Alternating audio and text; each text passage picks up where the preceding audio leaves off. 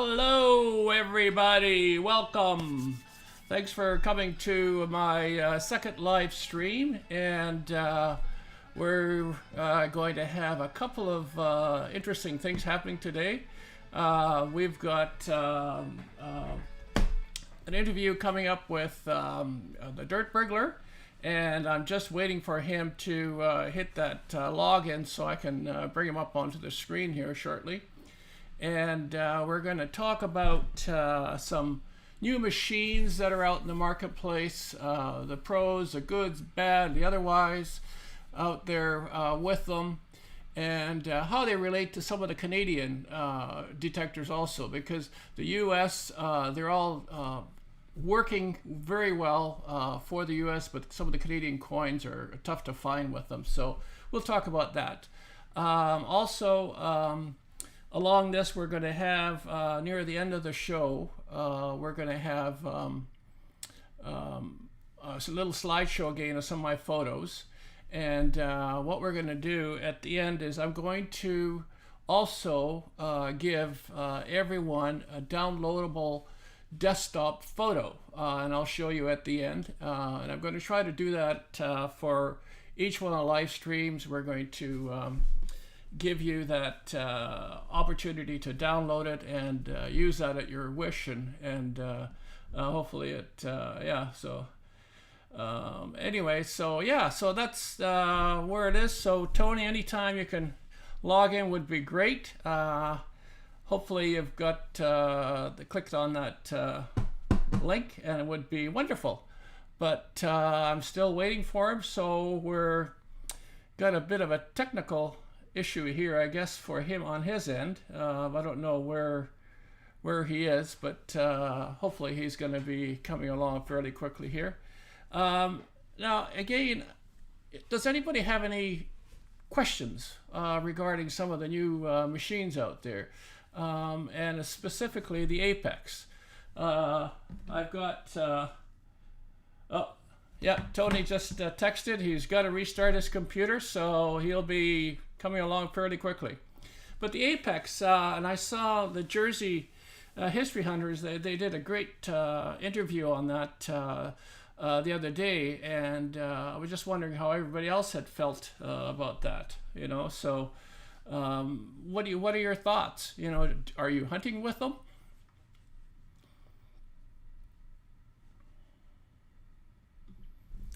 You know, just give me a question, and we'll go with it. And anyway, it's nice to see a group of people are starting to kind of come up and up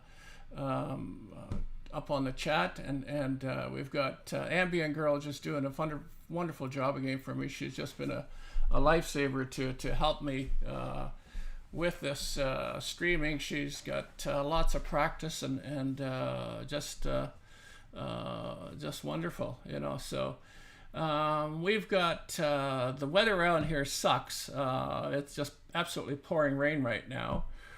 Tomorrow we've got a bit of a group hunt with our detecting club out on the beach, and I'm not sure if I'm going to be able to attend it. I've got this shoulder here is absolutely killing me. Bursitis, you know, when you get older, things happen. So, but anyway, we'll see how it goes. I'll maybe get down there and do some videos anyway of the group hunting, and you know, so hopefully it be good to you know, show up here. And anyway, it just I've been watching some of yours. Here we go. Let's just bring Tony into the guest here, and I wanted to just get on here.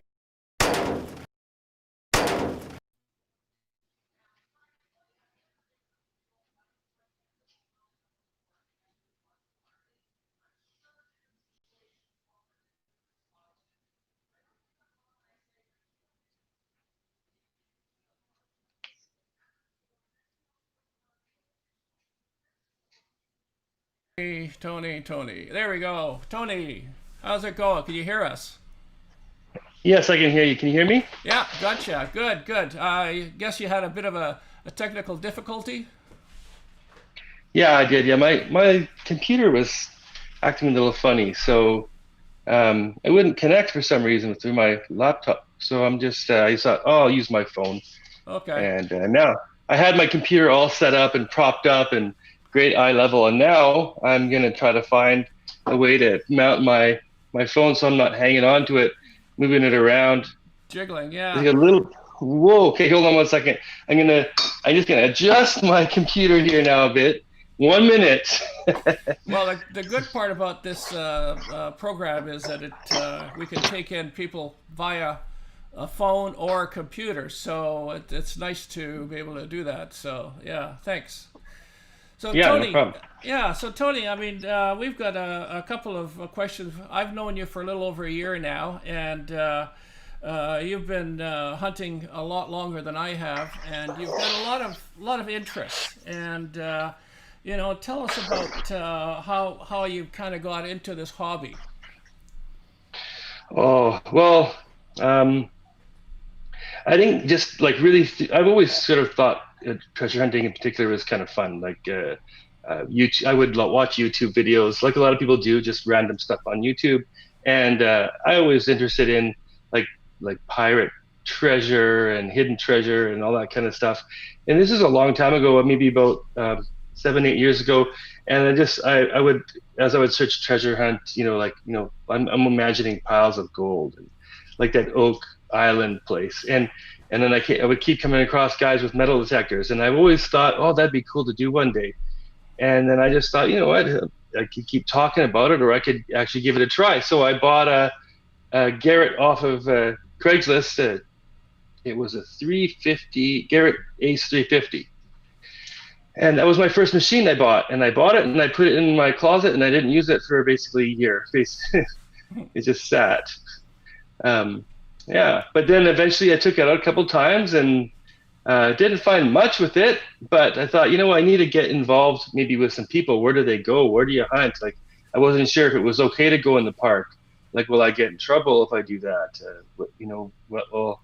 Whereabouts on the beach do I go? And then that's when I came across the club, and I found it online, and they said, yes, come down, and I came down there, and then the rest is history. Yes, I know it. I did the same way, as just online finding the club. Now, I've seen some of your videos, and you've got a real motley crew of people that you hunt with.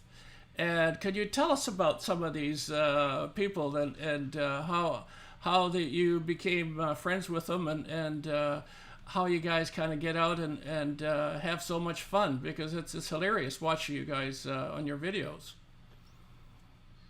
Yeah, so most of the time there's a Dave the dude, Dave He's the probably Dude. watching right now. Yeah. Yeah, I don't know if you see him on the list there if he's watching, but yeah. So Dave, I go with most of the time, um, and I met Dave at the club, and then we got Roberto that comes out as well occasionally, and mostly Dave and Roberto. But then once in a while we have Phil, and Phil, the Canadian treasure hunter. He's got a big YouTube channel. He's quite a few subscribers. He comes out, and then there's a few guys that go to the JP, and then there's Ming, and we got Lee. So there's a few guys that come out occasionally, but most of the time it's Dave. He's a retired guy. He doesn't work, so he's got a lot of free time. So I'm not retired, so I have to be careful about my like how much time I spend, and I got a family. But it's fun to get out.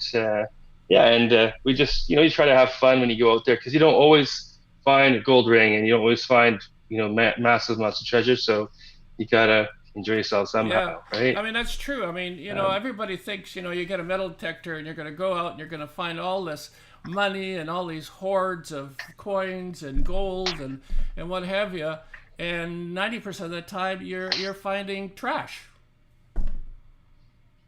yeah, yeah, it's pretty sad sometimes, I got to remind myself.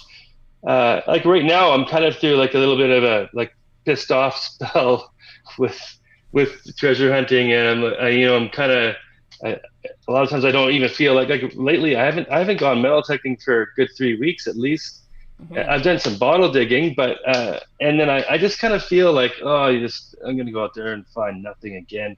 But if you don't go out, you don't find anything, right? So it's like a numbers game, like math.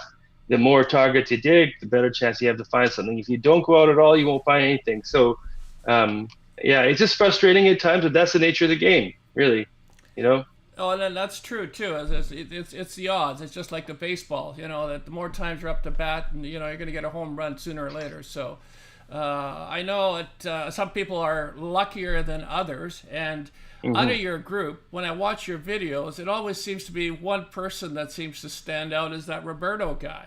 Yeah, He's got everything, and yeah. so how does he do it? It's what, actually, it's not super secret. He's just an animal. He digs and digs and digs. He doesn't. Sometimes we'll spend too much time like pissing around the target. Oh, is this a good target? Is this a junk target?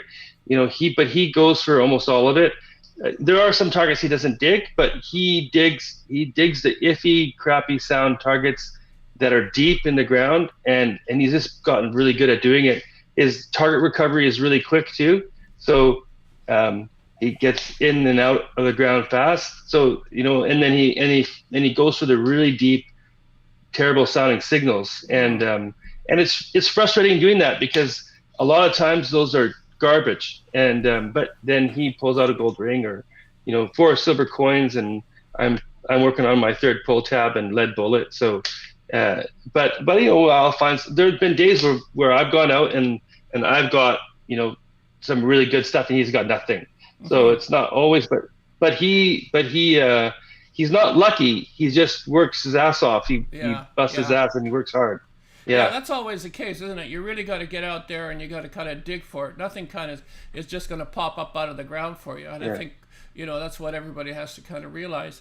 Now, Tony, I noticed in the last little while, a group of you guys have found gold coin out on the beach. Can you tell us a little story Hmm. about that? What's the story with that?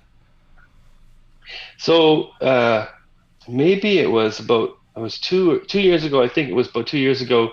We were out, me and Dave and Roberto, and we were out in the woods. And then, well, I found some nice stuff in the woods. Roberto found some nice old coins. I got a big old silver ring, and then went to the beach after, and I kept finding stuff. Roberto was finding stuff. I think Roberto got a nice gold ring. I got a gold ring, and then I hear big scream, and I'm like, what? And I started running over there, and Dave pulled out this big half-ounce gold coin. It's from the Montreal Olympics, and a little bit damaged, but it's a half-ounce gold coin from Canada, and it just blew our mind. It was pretty cool. But okay, somebody must have dropped it here or whatever. But now the weirdest thing about it is what happened this year. So this year in the same area, uh, Phil, the Canadian treasure hunter, which he's got the big Yeah, YouTube yeah. channel we've been talking about. He was hunting. We were close by, but we were on a different beach on the same side, and he gave me a call, a text, and the text is the picture of the gold coin in his hand, and I was like, no. He found it in the same spot where Dave found his gold coin. Like, not kidding you, like within like maybe 20 feet of where Dave got it. Like, It's a, it's ridiculous. it's Yeah. amazing, isn't And it? so How that's yeah, that happens. so we're like, so okay, if one is there's two now. Like, how the heck did that happen? If there's two, is there another one? So we were Yeah. thinking, okay, there's got to be another one.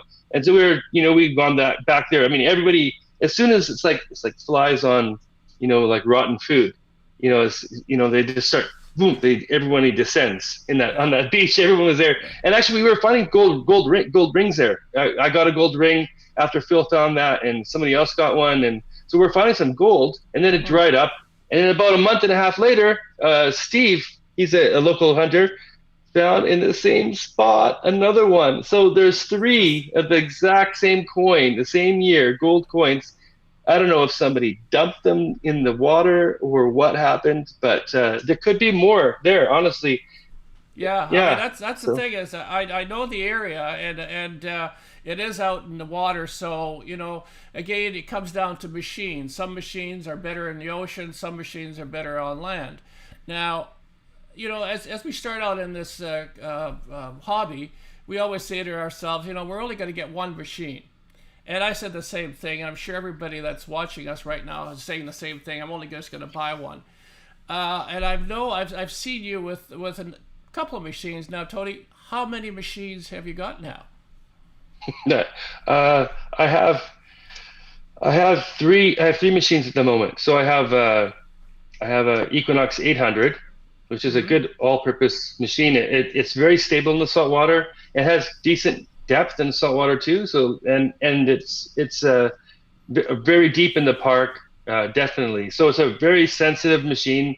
Works well, all wireless. And then I have a CTX 3030 that died out on me recently. Oh, too But bad. I Yeah. think it's just yeah, I think it's just a coil. It's a coil disconnect error. So I think that and it's a common thing where the cords because the cords are coiled up inside the machine.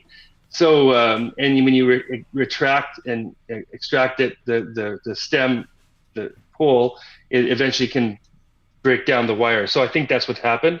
So I just need to get that. I think Phil has a CTX. I'm going to take it over to his place one day and just try his coil and see if that's the Mm-hmm. issue. And then Mm-hmm. if it is, then I'll just buy a new coil. But that's a very extremely powerful machine. It's an older model. I mean, it came out over 10 years ago, but it's still one of the most powerful machines on the market for a VLF. It's not Yeah. a pulse machine, Yeah. and like very deep and like very accurate, but very complicated. So it's a bit of it takes some time to learn, and I haven't really. I just got a little bit of time with it, only a couple months, and then it died out. So hopefully I get that going. And then I have a really little cheap Tesoro Condiscador that Dave used to use. Mm-hmm. It's not a powerful machine, but it's a very good one. It's got good discrimination, and it's a VLF as well, and it's a great machine for dry sand um, hunts and whatnot. English Bay is notoriously bad with some machines for some feedback. It has Yeah. this weird magnetic pulse in the air, and the Equinox goes crazy there. But that little Tesoro just no problem, and I get a lot of clad with that thing. So Mm-hmm. Mm-hmm. yeah, Now, have you tried the Simplex? It's kind of a new machine on the market. Have you had a chance to try that out anywhere? no, I haven't used it all, but there's a few guys, Roberto and Phil, both have them, and they like them a lot. I hear there's a lot of good things for. I think what I've heard is they have good value. They're like for your money. That machine Interesting. is excellent. Like Yeah. Yeah. compared to the Equinox, which is, I mean, Equinox. I mean, some people argue that the Simplex is better, but I think the Equinox is still has more depth, a little more stronger. But for your money, it does everything that it has all wireless system like the Equinox. It can do everything the Equinox does, and for I think more than less than half the price. I think, right? Mm-hmm. Mm-hmm. So Yeah. yeah, No, it's a it's very good. yeah. It is kind of amazing. Now the other thing I understand is you've just recently, or not recently, but you're getting more into bottle collecting also, and I saw one of your big digs in some big hole that you guys were out, and you were pulling some amazing things out. So Yeah. can you tell us about that? How is that coming? Well, in I think it was like in the summer we got back to a spot where a few years ago we were looking at, and it's a little bit of a high heat spot up the woods. And then so we got back there in July, and we kind of got into a bottle digging rut, where we so basically we had to find old dump areas, right? Back in like the 1920s, 30s, 40s, people wouldn't necessarily go to like we have now a big transfer station where you haul your garbage to and you dump it. A lot of times people would dump close to their home, or they would have a cabin somewhere. They would have an area where they would dump stuff. Yeah. This was a ski hill, and people, a ski lodge, and people would have a trash site on site, a dump site where they would put it. So you have to find these. It's hit and miss, but you have to find these dump sites. And so, yeah, we got into, I mean, Dave's always been digging bottles. I've been doing it little here and there, but the last few months we've been doing a lot of bottle digging. So we got lots of that one in the summer was a little bit newer, like 40s, sometimes some 30s stuff. But recently we were at a site in Vancouver where there's a building torn down, and we got some I have some right here, actually, I can show out in the thing. So this one site, it had the video, I haven't posted it. I'm working on the video now where I got this bottle. But my last video, it was kind of a mockumentary, silly, mockery of me as a treasure hunter and what we do, and it's just kind of a little fun thing. Quirky sense of humor.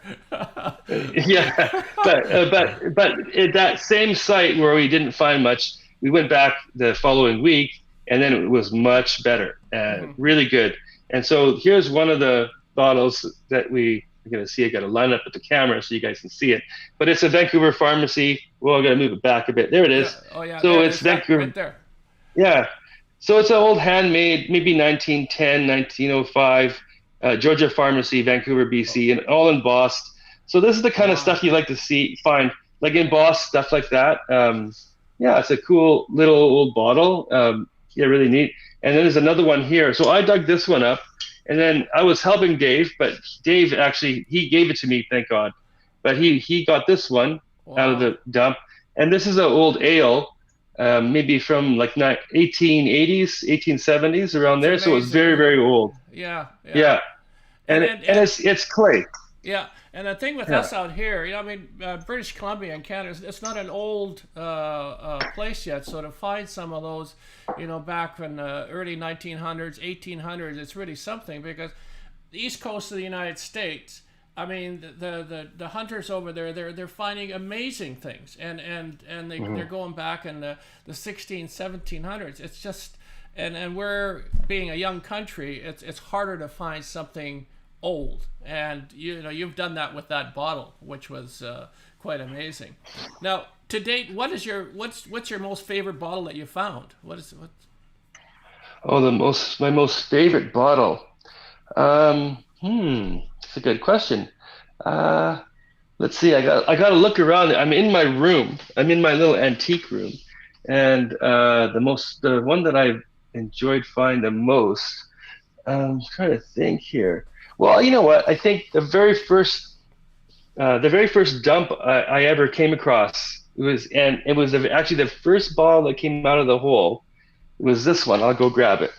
So I'd say, here, I'll grab it here. So this was in North Vancouver. All right, it was in North Vancouver, and actually the video is on my channel when I found it. So it was live. Me and Dave were out there hunting.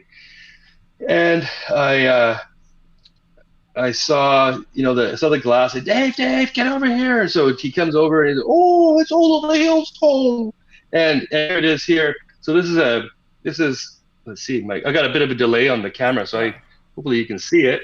But it's a old, maybe 1890s. Shoot, the camera it's all backwards and. Yeah, there you go. There it is. That's right there. That's perfect there. Yeah. Yeah. So it's a 1890s handmade, hand blown bottle drug. It's from England, Nottingham.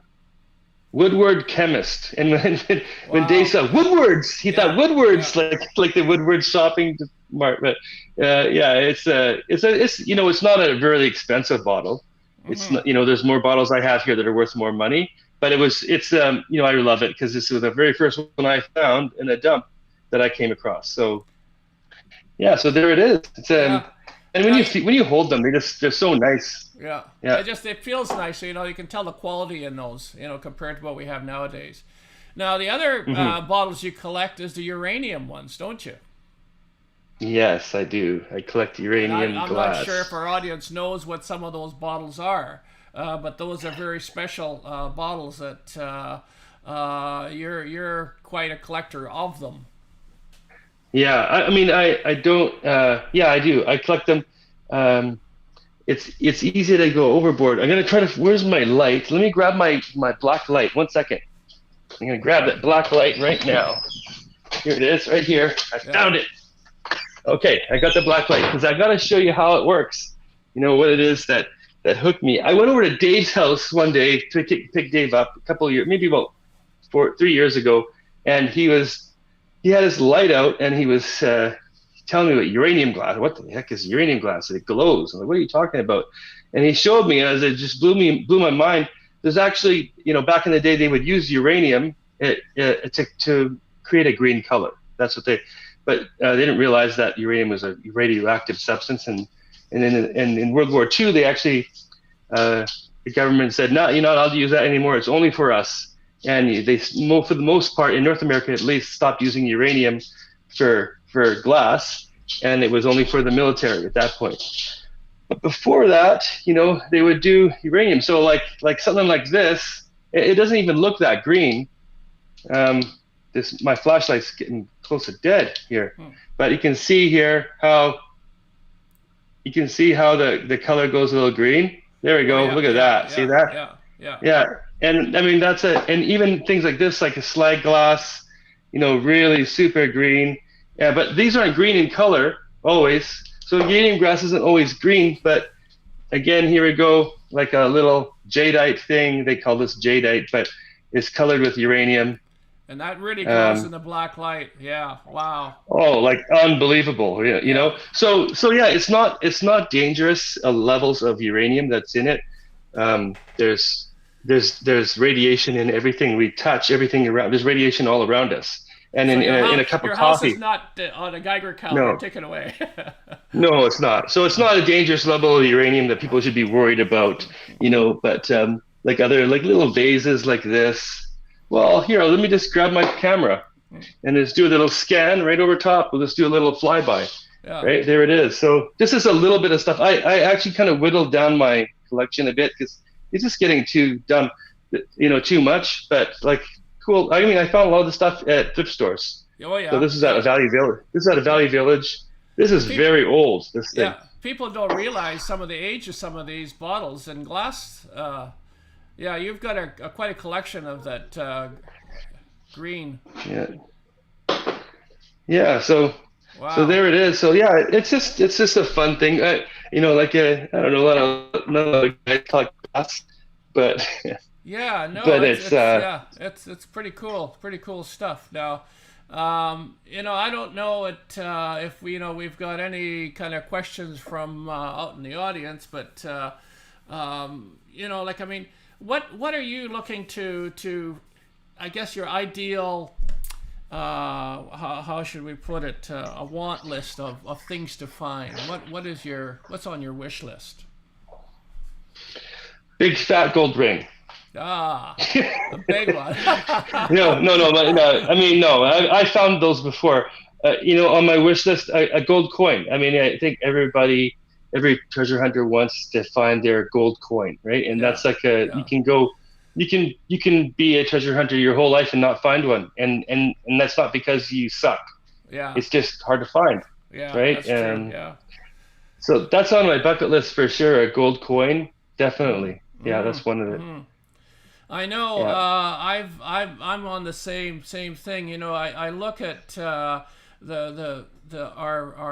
people that are watching this channel on the East Coast of the United States, and the coins, those old coins, and I see they are finding some old gold stuff there too. It's just amazing. I wish that we could be able to go down and hunt. With the borders being closed right now, at least we can all get together as a group like this and share information back and forth, and just kind of keep the hobby going, which is great. I mean, I've gotten to meet a lot of great people through this. So, and I'm sure you as well with your channel, your channel is growing. How long have you had your YouTube channel? For about 40 years. Oh, really? No. Yeah, I get one subscriber a year. No. I think, I mean, if you look on there when it was created, I think it was it says 2012, but I haven't been really doing videos until, maybe for the last 3.5 years I've been doing videos. Mm-hmm. And it's kind of tough because it's not tough. It's fun. I think I have to keep it. I can't really worry too much. I mean, you have to think about, if you want to grow your channel, you need to try to, you know, how can I be better? How can I make the videos better? What are people wanting to see? You know, and you have to ask those questions and be able to evolve, right? Yeah, yeah, And so you have to do that. But if you're like stressed out about it and kicking yourself in the butt about, oh, I don't have enough subscribers, no one's watching my videos, oh, I suck or whatever, you know, you got to have fun doing it. You gotta, you know, it's an avenue for me to be creative. And if I'm not enjoying it and having fun, then there's really no point. I'm not making any money off yeah. it. I mean, I did make a little bit at first, and then they changed the rules a little bit. So I did make a little bit of money at first, but still, I'm not getting rich off it or anything like that. So might as well enjoy myself and have some fun Yeah. yeah, You know, enjoy we're it. not. I mean, we're not in it to get rich. I mean, we do this because we love the hobby and want to kind of give back to the Hmm. community. You know, and I think everybody is the same way. You know, but we do. You know, some of them are bigger channels and they are making more money. And usually, we ended up buying another machine, just kind of putting it back to making it a little bit easier for us to hunt again. You know, so but you know, as for me, this is, you know, my second live stream, and I'm really thankful for all the people that have been kind of watching and supporting this channel so far, and it's nice to see, and I'm hoping that, you know, you're going to have a few more people that are going to be subbing for yourself there, so.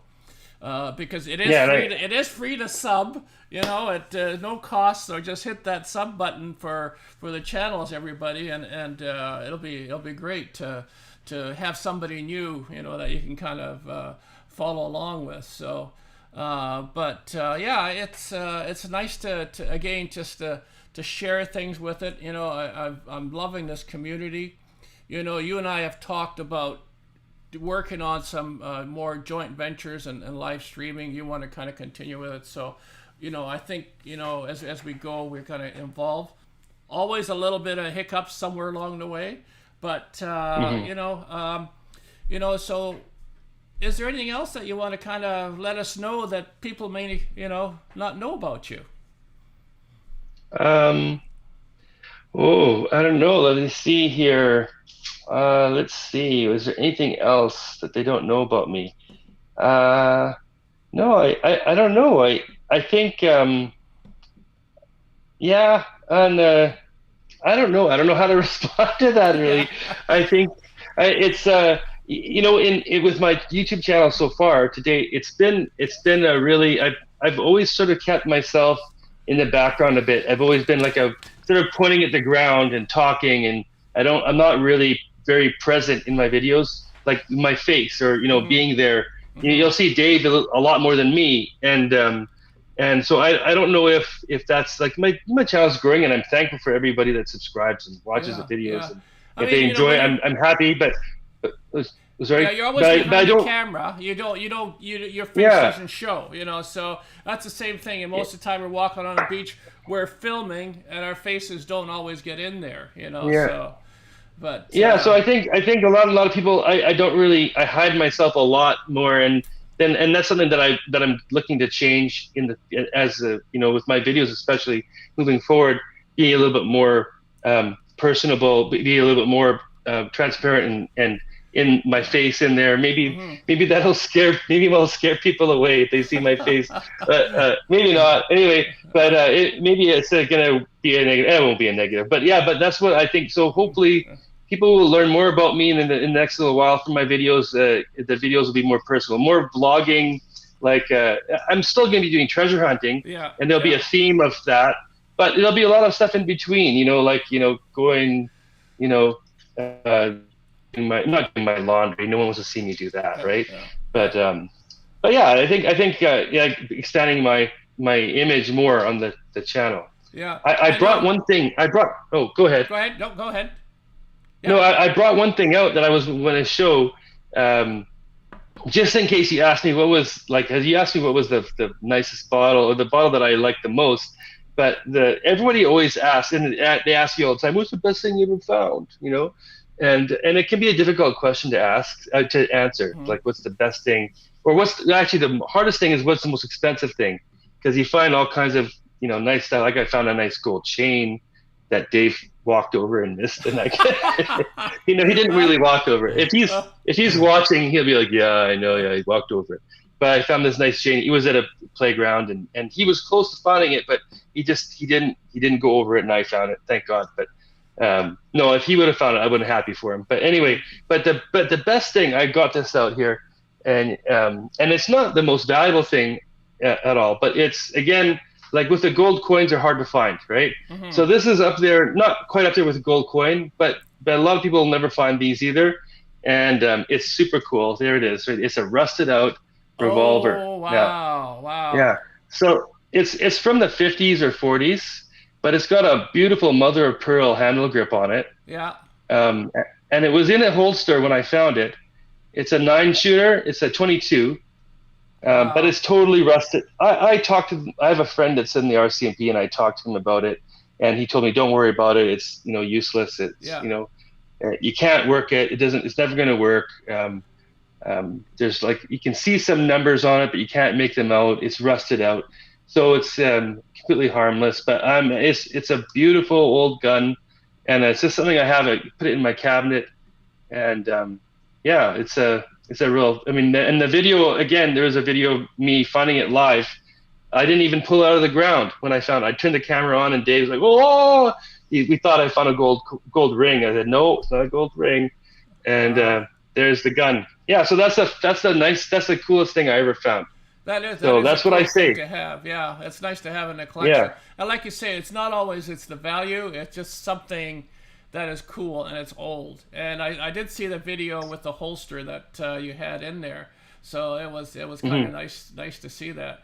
Now, Tony, I just wanted to kind of let you know. I mean, the people have been watching this channel so far, just to give you a little info on it. We've got Mama's Gone Detecting, Ambient Girl, who's helping us along here, Metal Sharks. You've got Mark the Berg Hunter, Joe Copperheads, Jersey History Hunters. Great channel. I watched the gals there and just love it. They did a terrific interview and review on the Apex. BC Treasure Trails have just joined us also, and it's just nice. Hopefully these are new people that you haven't had in the past that are going to be kind of following you, and you can kind of give back to them along the trail here. Mm-hmm. So, but it's just it's nice, with this community. Yeah, it is. It's awesome to see. There's metal sharks. Yes. Yeah. Okay. I don't know. Yeah. Can you see the comments on your side? The comments sort of come up. I just realized that now. I see. Oh, okay, Actually, I saw Gord on there earlier from our. I think Gord from our club. I don't know if he's still watching. Yeah. But I think I saw his comment on there. He said, I think he said something like, "Tony, you're my hero. I idolize you." Something like that. I think that's what he did say. Yeah, I remember that. Yeah. No, it's nice. Yeah. So there's a whole. No. Go ahead. There's a whole following of people that try to emulate my haircut, and follow me. No, I'm kidding. Nobody does that. Yeah. Dear. Yeah. No, it's nice to like I say, chat with you, Tony. I'm going to stop here for now, unless someone's got some question that they may want to kind of ask you and come in, and then we'll continue on with our program. You can kind of watch at your end and just see how we finish this off. For sure. But anyway, I really appreciate you coming. Thanks for your time. I've learned a little bit, and I think people along the way have learned some of information about you, and over the next while, we'll probably do some more interviews. I'd like to do an interview with you and Phil. He is a very unique type of a person. I think the people would be very interested in what he does and how he does it, and plus he's got detecting on the side. So he's got kind of two things that he really kind of works and excels in. So it's nice to see that. Mm-hmm. But anyway, yeah. Actually, there was one more thing too. I was going to say, well, Phil does if you guys seen this channel, Canadian Treasure Hunter, he does a lot of scrapping, like metals and stuff. Mm-hmm. But I had this idea, and maybe we could do this. You could join me actually if you want, Frank. Actually, I'm thinking about going out tomorrow. Oh yeah. But you can. I don't know if you want to join me. But what I was thinking about doing is going out on a lead hunt. Lead, like lead. What are you doing for lead? Lead. And maybe it's kind of a dumb idea, but I guess lead, from what Phil says, that lead can scrap at I mean, it's 60, 70 cents a pound. Yeah. And the amount of lead that I find is like, it's sad, but like, I mean, I find these lead chunks and it just pisses me off to no end in the beach. But Yeah. I'm thinking, what if I just hang on to this lead, right? And I throw it in a big pile by the stairs, and then just haul it out at the end of the day. So I think we're going to try that, because I think at the end of the day, I'm going to find way more money in lead than I would in like quarters and loonies and toonies, So, I mean, I could end up with 60, 70 bucks in lead at the end of the day. Well, who knows, right? So yeah, that's the thing with Phil. I mean, I think, being what he does, I think he could really help us as detectors and say, because I mean, we got a lot of bottle caps, we got a lot of tent pegs, we got a lot of spoons, we got a lot of everything. If you put that away, a lot of that is worth a lot of money. So it's just, and we kind of throw it away again. We don't really recycle it. So if we were to put it away in little boxes, and we'd probably do pretty good. So yeah, and something to think about lead. So you guys out there, if you find a big hunk of lead, I mean, it's toxic, so you don't want to like stick it in your mouth or anything, but and it's very heavy, but the lead can be, just put it away somewhere safe in your garage, and it builds up, and you have a little bit of cash there at the end of the, by the scrap yard, and yeah. Actually, anyways, I saw one of the channels, Gone Digging, I think I think it was him. He found a big chunk of lead. I think it was out in the water. It was about the size of a puck, and probably just as thick. A big lead. He didn't know what it was. He found it in the water, but I thought, oh, that was kind of interesting. But, I think I will probably do the same. I'll take that advice and throw all the lead into a little bucket and keep it at the end of the year and take it down and get it recycled, so. Yeah, why not? So. Yeah. But Make for a good video. Yeah. You need some ideas for video. I mean, video ideas, right? Yeah. Anyway, Tony, I really appreciate your time and knowledge you've given us here for the audience, and I'll look forward to maybe seeing you tomorrow down at the beach for the club dig, and we'll go from there. So watch the rest of the show, and I'm going to click you off from here, and we're going to go on and just kind of continue on with my rest of the program. Anyway, thanks, Tony. Awesome. Ciao. Yeah. Thank you, Frank. Yeah. Thanks a lot. Okay. Okay, thanks. Anyway, welcome back, everybody. And I just want to kind of show you all these great channels to watch. Just follow my fingers along here. Would be, subscribe to them, help them out, just to keep it keep everything going. And I really appreciate everybody coming along. And I just wanted to kind of go on to our next little segment here, and I wanted to talk about machines. We've got the Equinox 800 has been a big machine that people have been using. We now have the Garrett Apex, which is similar to it in its other than being waterproof, and the Jersey History Hunters did a great review on this, so if you're looking for information on this, go onto their channel and check it out. But I want to talk about the Equinox as Canadians. I guess the algorithms behind the machine are very difficult. As Canada, the Canadian government is very cheap in making their coins. Not like the U.S. I love hunting the U.S. coins. We find great stuff all the time with this machine. In Canada, we have so much friggin' steel in it that you can go along. You don't need a detector to go along the beach. You just take a magnet, and you just pick it up with a magnet. So or $1 and $2 coins are almost impossible to find with the Equinox. What I do, and this is for our Canadian people here, is I have set it up for Park 2, and I do all metals. That way I get every kind of Canadian coin possible on the market, will come along with this. So,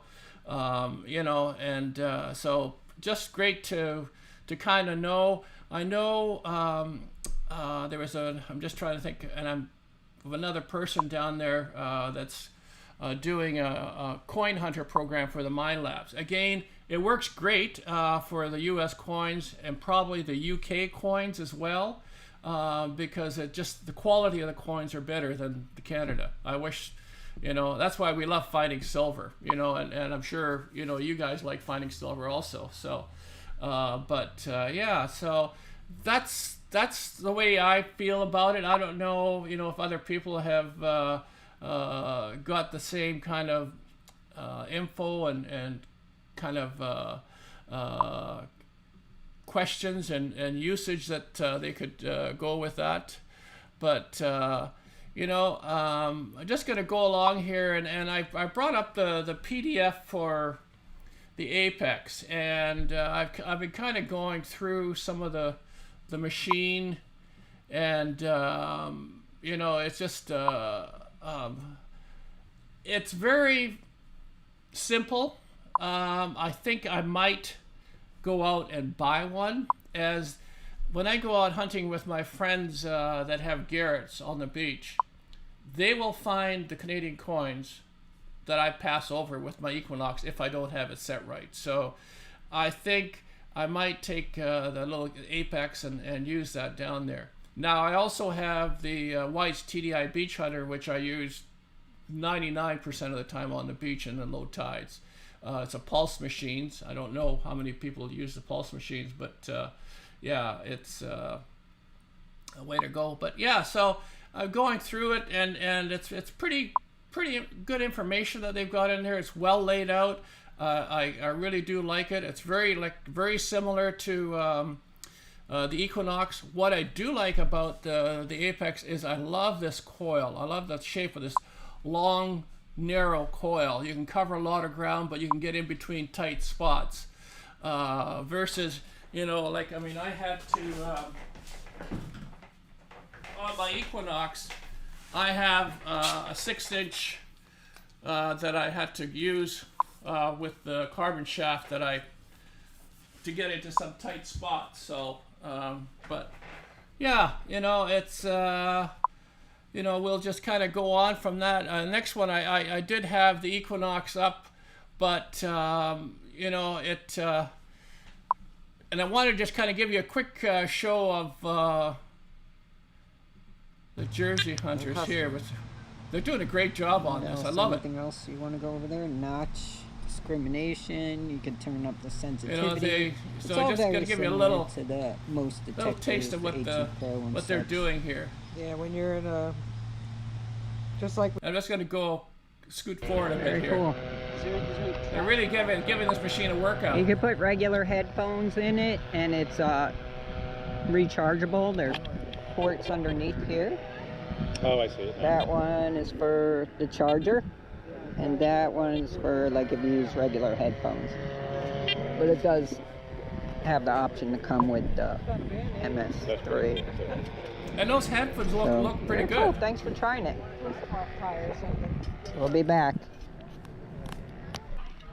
We're gonna try it with a gold if we can.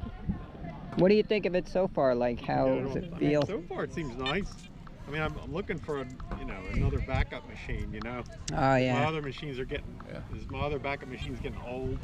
Yeah, I know the feeling with that too. I'd like to have two. Now the other question I have, with this machine too, is I haven't tested it, but how is it for young kids? Can you have your grandkids or your kids use it? Is it light enough for them to be able to use this machine? So hopefully somebody can answer it for us, but yeah. So Anyway, so what I wanted to show you is we're coming up towards the end of our little program here, and I wanted to again give you a little slideshow of my birds and the odd wildlife in Costa Rica slideshow. And stick to the end. I will let you know everybody here is going to receive something, so I just wanted to let you know. I'm going to start this off now, and it's just going to be a very short but nice little intro here of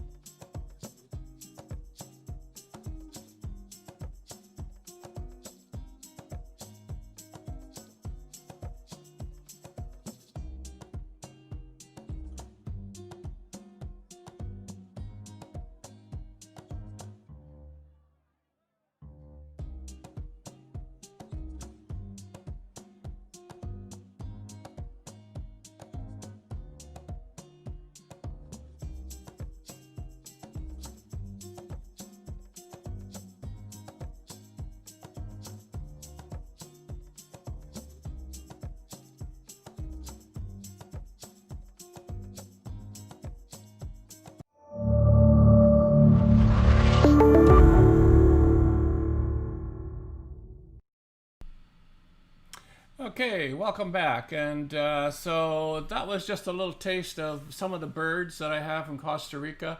And I've got some North American ones that I'll put up on another episode. But I wanted to just give you just kind of add a little different twist to these live streams versus us all talking and all the time. So But the other thing I want to show you is this.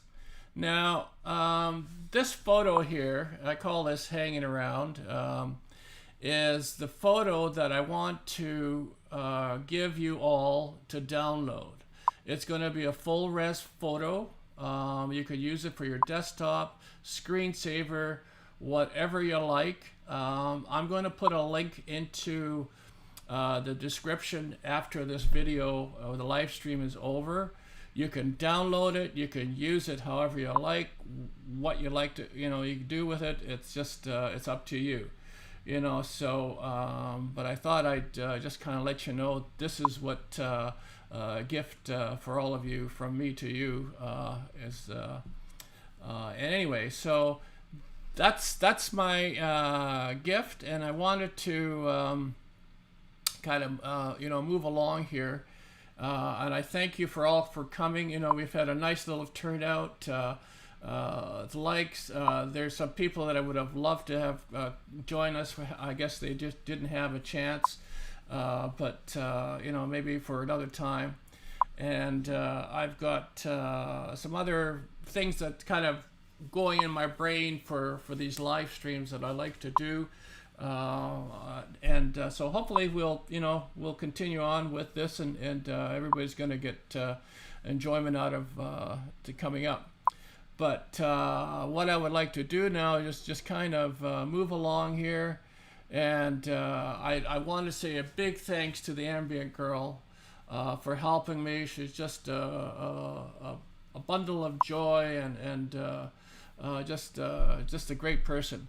And the Dirt Burglar for coming along and giving us this interview, kind of sharing his feelings and thoughts, and that we had, and also remember to download the free screen shaver. It's going to be in there. I'm going to put a link in once it's all up. I'll put that up, and you can go back in there, and if you feel like you can leave a comment in the comments section below would be great. So in there, I will leave the stream running for a little while longer, and if you haven't subscribed, please do. Hit that sub button and the like button. If you dislike it, hit it twice. Hit it twice for dislike. And whatever you do with the YouTube channel, good, bad, or otherwise, it always helps on the analytics on the back end of it. So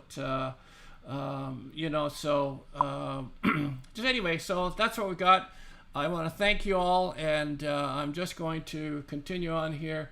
You can continue on chatting amongst yourselves for a little bit, and we'll just go from there. But thank you till next time, and cheers from Digging Richmond. 2 thumbs out, and good luck. Hope everybody finds their gold in the days to come. Cheers. Thanks.